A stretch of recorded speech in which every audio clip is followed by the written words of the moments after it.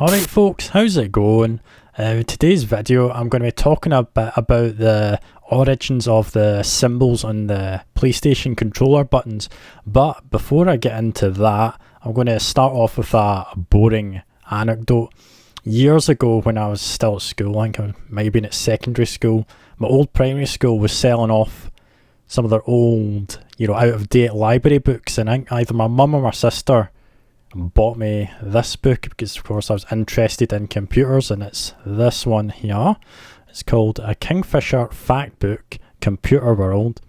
It was published in 1983, so it was quite out of date by the time I got it, and it's been sitting on my shelf for years, and not too long ago I thought I'd have a wee leaf through it, and one of the illustrations caught my eye, and it's on pages 62 and 63. Let's have a little gander at it. Now you can see here it's a vision of the future. It's got weird dome shaped houses, and now if you look inside the car, you see things you'd recognise now, like to the right hand side on the dashboard there's a rear view camera. That's something that's in real cars now, and in the left hand side you can see sat nav, but that's not what really caught my eye. Now if you have a closer look at that watch, which we probably recognise nowadays as a smartwatch, let's have a look in the left hand side at the symbols. There's triangle, circle, X, not cross, X, and square.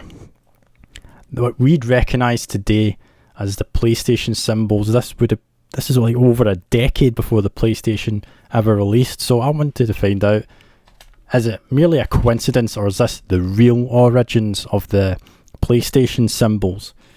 Now, according to this, the illustrations were designed by a gentleman by the name of David Jeffries. Now, I did a wee Google search, and he actually has a website, but if we look at this quote from the website, it says, "I have designed and written many books for CNF, which stands for Children's Non-Fiction Market.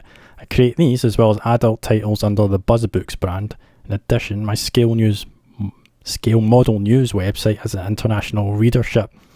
So from what I can tell, it is probably merely a coincidence. I also did a wee reverse image search of both the whole picture and the close-up of the smartwatch, and it would appear no one's ever actually put any of the illustrations from this book on the internet ever.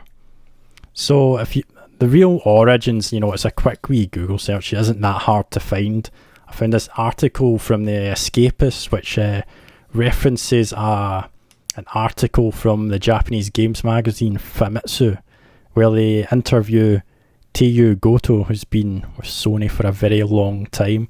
And I'm just going to read a wee quote from that. It says, "I gave each symbol a meaning and a colour.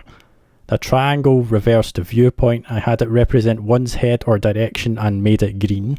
Square refers to a piece of paper. I had it represent menus or documents and made it pink. The circle and the X represent yes or no decision making, and I made them red and blue respectively.